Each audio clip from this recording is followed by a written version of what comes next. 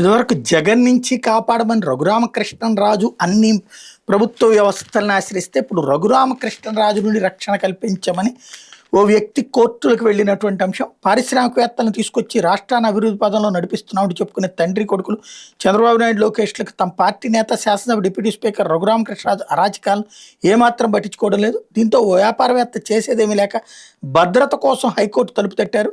రఘురామకృష్ణరాజు కోట్ల రూపాయల మేర ప్రజాధనాన్ని రుణాలుగా తీసుకుని దారి మళ్లించిన వ్యవహారంలో తన వద్ద ఉన్న ఆధారాలను సిబిఐ, ఐఓకి ఇవ్వద్దంటూ బెదిరిస్తున్నారని, తగిన భద్రత కల్పించేలా పోలీసులను ఆదేశించాలని కోరుతూ వ్యాపారవేత్త మాదాల శ్రీనివాస్ హైకోర్టులో గురువారం అత్యవసరంగా లంచ్ మోషన్ పిటిషన్ దాఖలు చేశారు.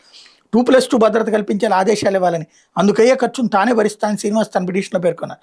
కృష్ణరాజుకి చెందిన ఇండ్ భారత్ పవర్ జెన్కామ్ కంపెనీని వేలంపాట్లో కొనుగోలు చేసినందుకు తన మీద కక్ష పెంచుకున్నారని చెప్పారు.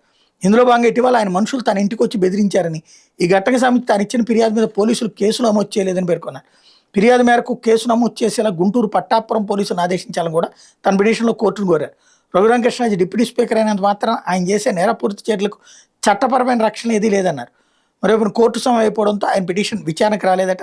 క్రిమినల్ కేసులు వెంటాడతాయన్న భయంతో తమిళనాడులోని తూత్తుకుడిలో ఉన్న 189 మెగావాట్ల బొగ్గు ఆధారిత విద్యుత్ ప్రాజెక్టు కంపెనీ ఇండ్ భారత్ పవర్ జెన్కామ్ గతంలో రఘురామకృష్ణరాజు ఆయన కుటుంబ సభ్యుల యాజమాన్యంలో ఉండేది. భారీ ఆర్థిక బకాయిల వల్ల national company law tribunal Hyderabad bench సదర్ కంపెనీ లిక్విడేషన్కి ఆదేశించింది. 2022 మే 13 జరిగిన బహిరంగ ఈ వేలంలో నేను నా సతీమణి అనిత కన్సార్టియం 101.42 కోట్లకు వడ్డీతో కలిపి కంపెనీని కొనుగోలు చేశాం. రఘురామకృష్ణరాజు చెల్లించాల్సిన 267 కోట్లను వసూలు చేసుకోవడానికి, న్యాయస్థానంలో కేసును కొనసాగించడానికి చట్టబద్ధమైన బాధ్యత, హక్కులను ఈ ఎన్సిఎల్టీ మాకు ఈ సందర్భంగా ఇచ్చింది.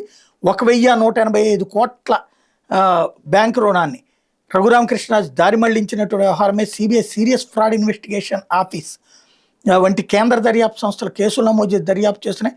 కంపెనీ ప్రస్తుత యజమానిగా, అధికారిక రికార్డుల కస్టోడియన్గా ఎస్ఎఫ్ఐఓ జారీ చేసిన సమన్ల ప్రకారం పాత రికార్డులు, లావాదేవీల చిట్టాలు, ఇతర కీలక ఆర్థిక పత్రాలను దర్యాప్తు సంస్థల ముందు ప్రవేశపెట్టాల్సిన చట్టబద్ధమైన బాధ్యత నా మీద ఉంది.